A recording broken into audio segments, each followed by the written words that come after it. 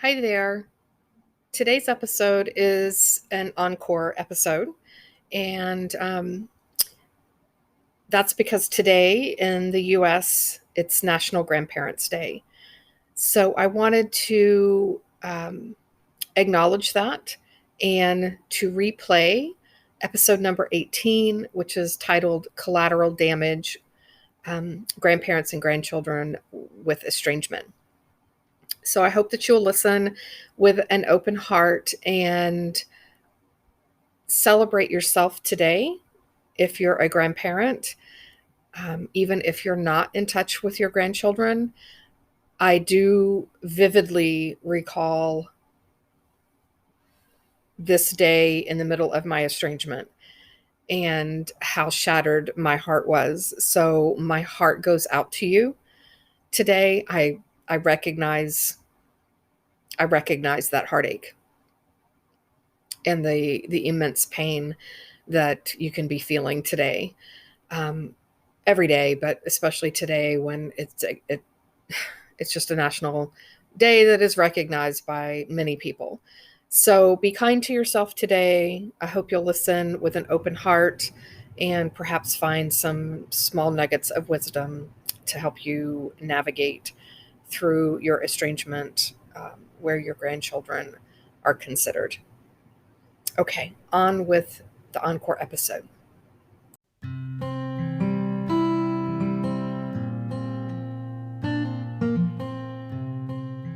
Hi there, you're listening to the Estranged Heart podcast, and I'm your host, Kreed Revere. Welcome back to our returning listeners, and if this is your first time here, welcome. As we begin today's episode, I invite you to grab a cup of coffee or tea, settle in, and listen with an open heart. But first, the normal disclaimer: I am not a licensed therapist or counselor. Nothing within this podcast should be considered or taken as therapy. If you are in need of therapeutic support such as counseling, please seek out a therapist near you. A couple of reminders before we dive into today's episode is there is the opportunity to participate in a research study for a licensed mental health counselor in her PhD dissertation. And I would like to just read a little bit about that right now so that we get that out of the way.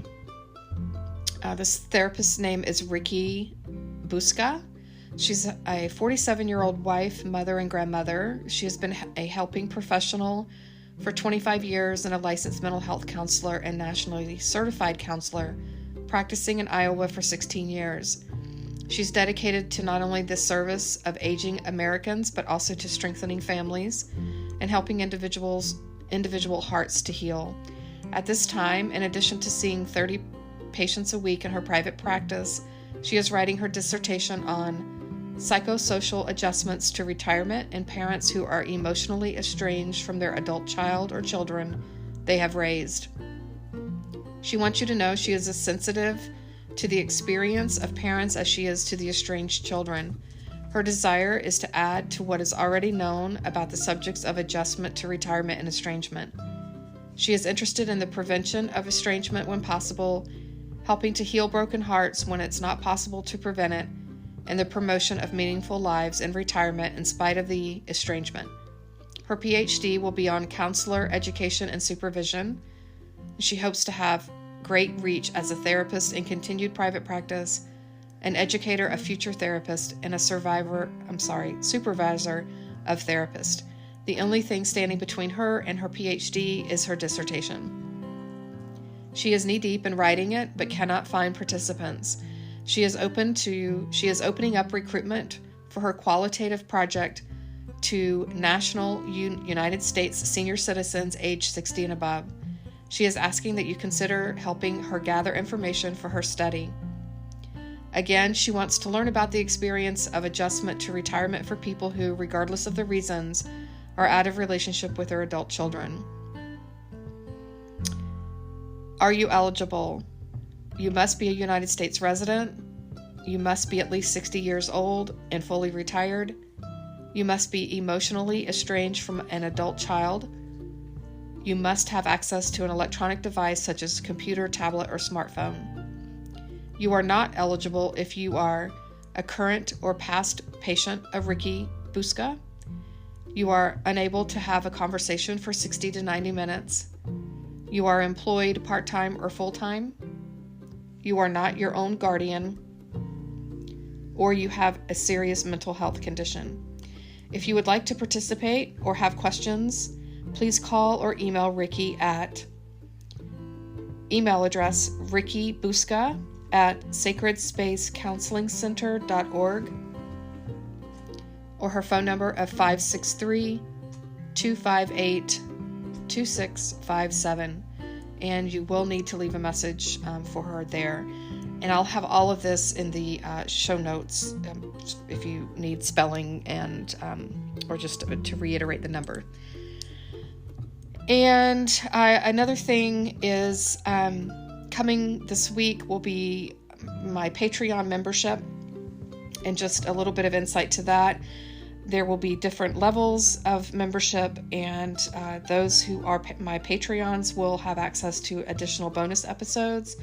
I'll take direct questions, do some live videos with my Patreon community, and there will also be a level where you can actually have direct contact with me on a regular basis, where we can delve deeper into your estrangement experience and how to heal and move forward, and hopefully, if at all possible, to reconcile.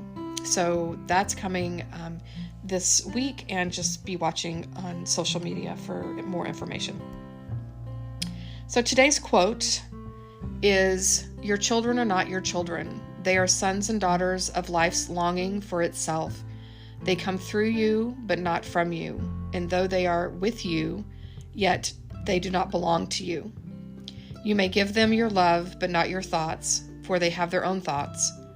You may house their bodies, but not their souls, for their souls dwell in the house of tomorrow, which you cannot visit, not even in your dreams. You may strive to be like them, but seek not to make them like you, for life goes not backwards nor tarries with yesterday." And that is from The Prophet, and written by Khalil Gibran. I was contacted by a grandmother and estranged mom and alienated grandmother who asked me, she stated, the toughest part of the estrangement has been having been removed from the lives of her grandchildren. And she asked me, how did you deal with that constant pain? And so that set up the conversation for today's episode. My responses to her, I'll go over those, and I'll talk a little bit about some resources and things that might be helpful for you.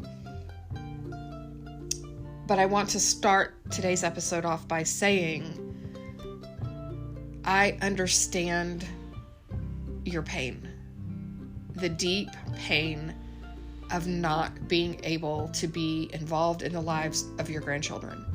And for those of you who are listening that may, I don't know, maybe there are folks who listen to this podcast that are not estranged. There are grandparents who have been told they cannot be involved in the lives of their children. There are grandparents who have just simply, their adult children have just kind of walked away from them and taken the children with them, and without explanation or insight. And there are grandparents who have grandchildren they have never met. And while I don't know the pain of having never met a grandchild, I do know the pain of being removed from the lives of grandchildren. And so that's where today's episode comes from, is my own experience with that. Again, it's my story, not yours. And it may resonate with you and it may not. Take what is valuable for you. Although I would encourage you to sit with some of the things that I'm going to say and explore them and give them more than half a nanosecond, as I like to say. Sit with it for a couple of weeks and kind of noodle over it and think about things that you may not have ever thought about before, right? And I understand that when you're in the middle of pain, when you are in the middle of suffering, it's very hard and difficult to have rational thoughts and be able to cognitively process things in coherent ways. But please try. And if you're not able to do that today, maybe tomorrow or down the week or down the road or next month or next year, maybe you'll be able to process a little bit of that. So just kind of stick a pin in it and come back to it if you need to. So this is one of the greatest pains, I think, in any estrangement experience, is if children are involved. And when I say children, I mean children, 0 to 18, who are collateral damage when it comes to estrangement. They didn't ask to be involved in it. They didn't ask to have decisions made for them. And it's just a part of that process that naturally comes with estrangement for many people. While there are some grandparents who, as parents, are estranged from their adult children, there are those that are able to still see the grandchildren, even though they have no relationship with their child, or the children have no relationship with their parent. They do allow their children to have a relationship with their grandchildren. I have found that to be few and far between. And so a couple of things that, as I was prepping for today's episode, I thought about and went back to my own experience and tried to reprocess a lot of that and some of my thoughts related to that. And I think that, I think it's important to recognize a couple different things. Number one, we're coming from two different perspectives. We, as the grandparents, have a very different perspective than our adult children do as the parents of their children. And I think sometimes that gets lost. Right? In addition to that, what helps us with our different perspectives is our life experience, right? And your adult child's life experience is not as vast as yours because they have not lived as long as you have lived. And so there are blind spots that they are going to have because it is absolutely natural, because they have not lived life as long as you have. So they can't possibly have had the life experiences, the amount of life experience, and have garnered the wisdom from those life experiences like you have. So I think it's important to kind of keep that in mind, right? Another piece to this is, I know that when I was a parent, I did not want my mom telling me how to raise my children. And I think that can be at the heart of some of this when it comes to estrangement and the alienation of grandparents is, they don't want to hear it. They want their own opportunity. It's just like when they were teenagers, right? When we were teenagers, we did not want our parents telling us what to do all the time. We wanted to be able to go out and experience life. We wanted to make our own mistakes. We wanted to do our own things. And even as a mature parent, and when I say mature, I mean in age. I don't necessarily mean maturity. I mean age-wise. As a mature parent and now grandparent, we have, because we've lived all of these years and have had all of these life experiences, there are things that we can see coming, quote unquote, coming down the tracks that our adult children cannot see because they haven't lived long enough to see it. And this is one of the things that I talked about all the time and when I was in the middle of my estrangement, and other times too in my relationship with my children, was, oh my God, she's standing on the railroad tracks and I see the locomotive coming and I can't get her off the track. Doesn't she understand what's headed her way? And the answer was no. She didn't. She couldn't. Because she didn't have the life experience that I had. And I didn't have a quote unquote right to yank her off of that track every time what I saw coming down the track was a locomotive, even though it might not have been a locomotive for her. And because I saw it as a locomotive, the reason I saw it as a locomotive was based on my own life experience and the experiences that I've had in life, which my life was not her life. So anyway, I digress. Our adult children, especially for me, I can speak from daughters, right? It was very much a mama bear, instinctual, protective thing, right? My daughter told me that I could not see my grandchildren because she did not want me to harm them as I had done to her.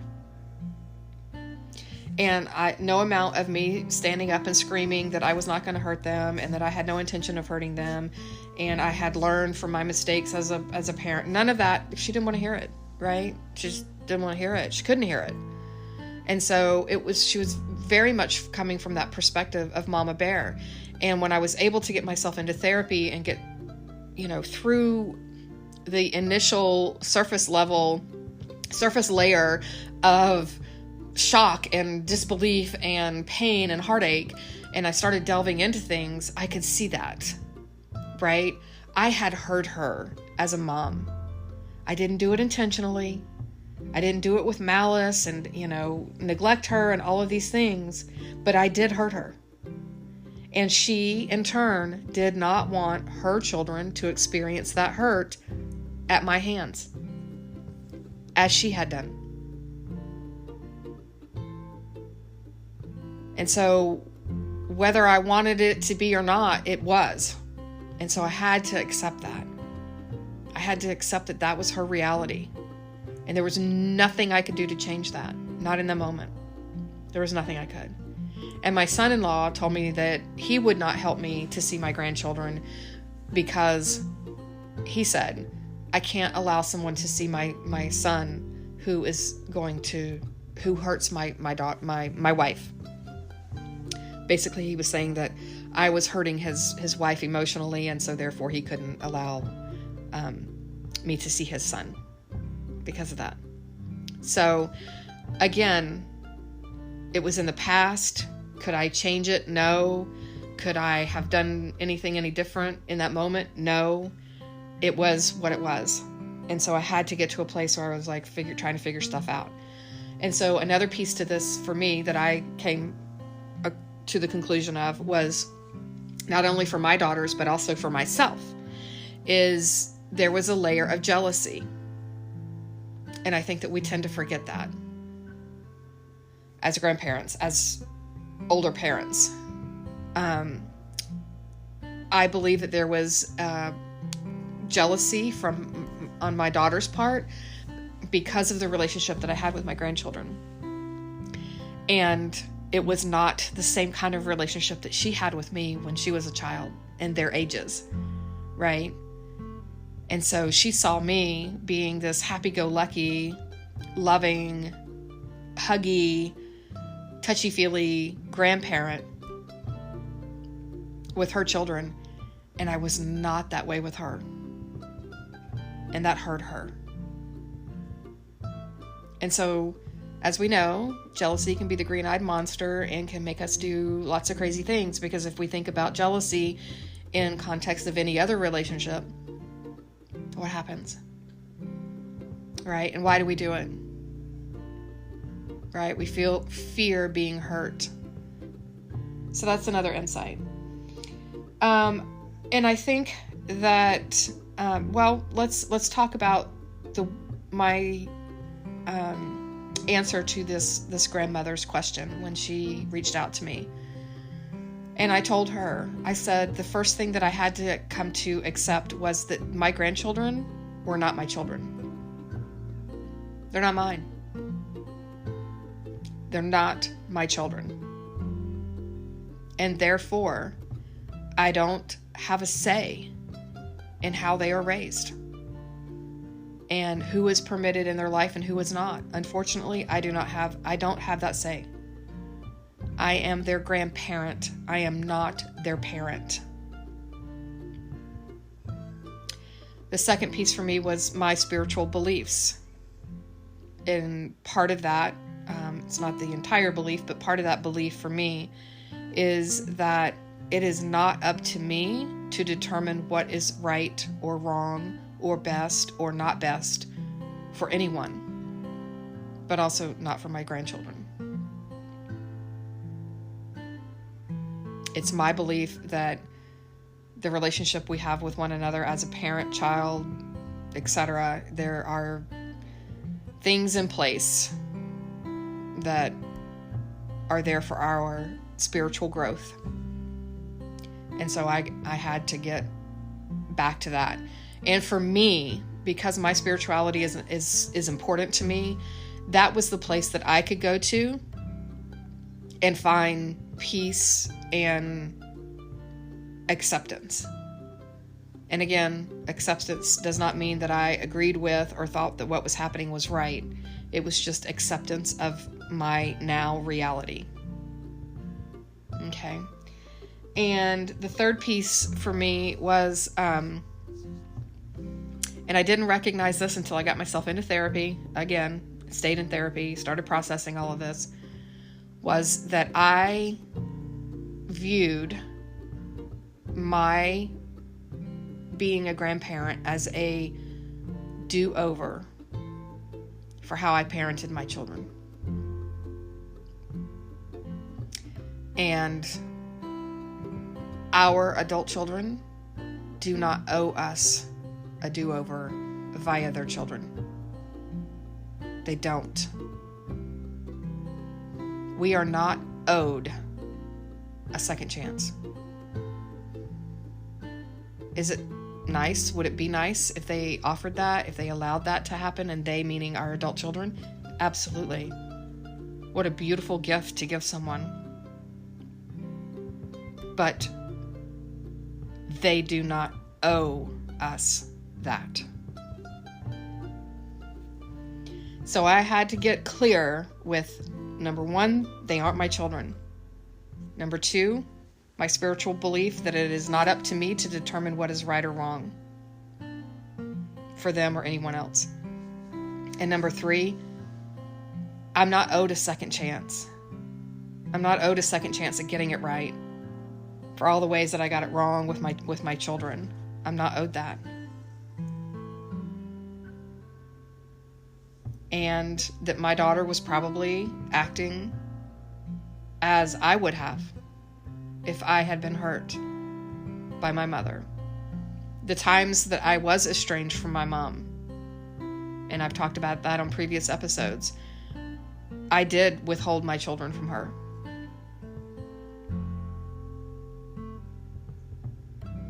Now, it wasn't necessarily that I recall. I don't recall ever having had that conversation with my mom that I'm not allowing you to see my children. It's just that I didn't offer for them to go over. I didn't respond to any of her inquiries for them to come over and things like that.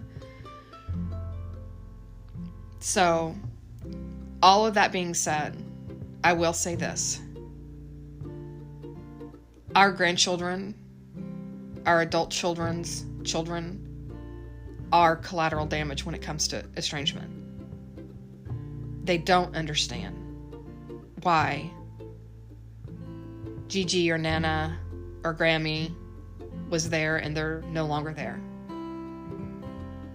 And they are only hearing one side of the story. And the fact is, that's reality. And the fact is, it sucks. And the fact is, it hurts. It hurts. I understand that pain.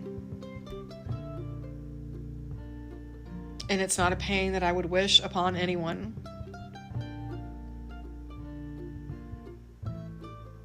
Because I don't know about you, but when I look at the faces of my grandchildren,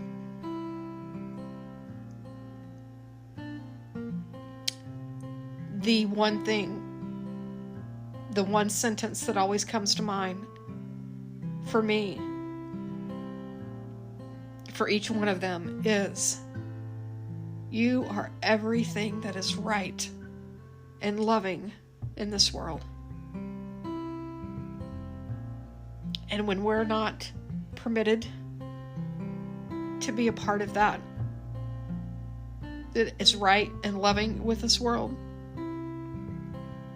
it's a pain unlike any other. But through our pain, we can have growth. And through our pain, we can learn how to love bigger and deeper. It's not fun.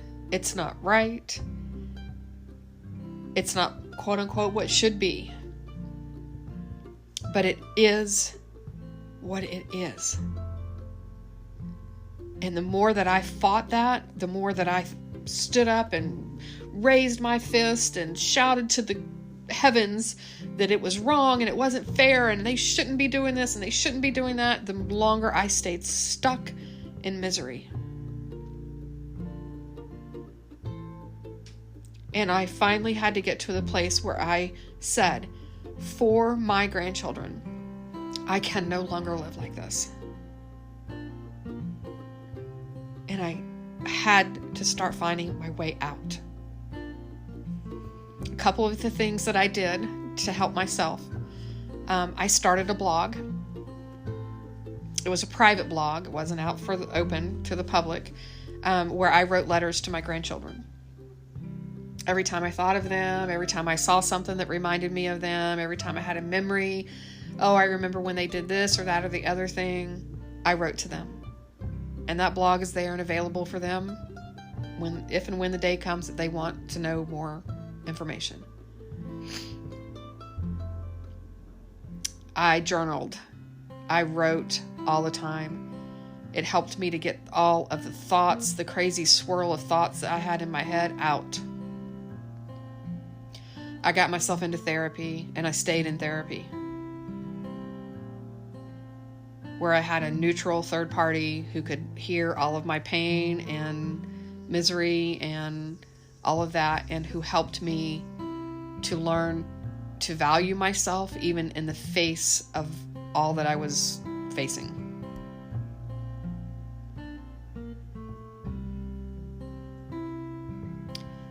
Your grandchildren are not your children.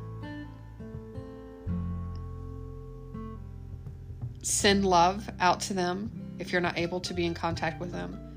Send love out to them into the universe. Talk to them on your commute to the grocery store, or your commute to work, or on your way home from vacation, or on an airplane ride to visit other family members or friends.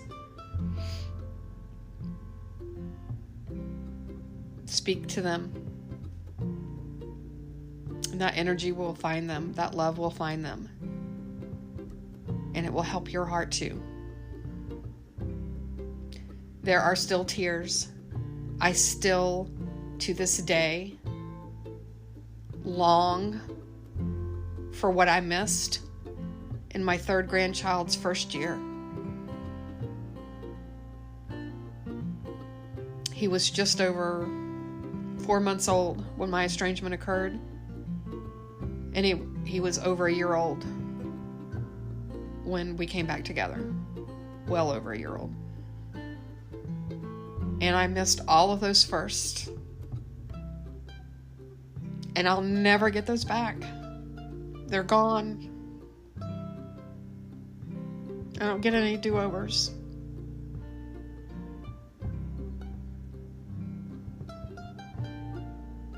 But I can't change that. And you can't change that. But what you do have power over and what you do have control over is you. And you are deserving of not living a life of misery.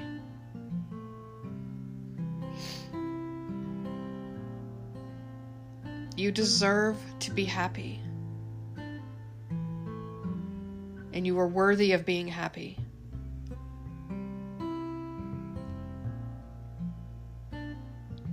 Grieve the loss that you have. Grieve the death of the dreams you had as a grandparent. That's a process. It doesn't happen overnight. You're not going to do it today and be over everything tomorrow. It doesn't work that way. It's a journey and a process. Give yourself some grace through that.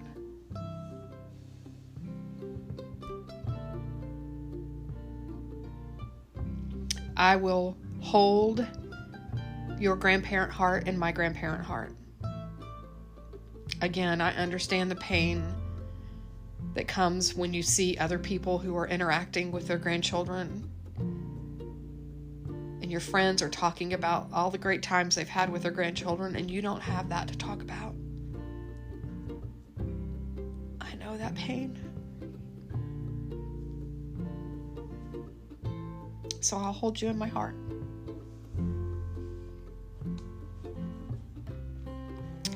So that brings this episode to a close.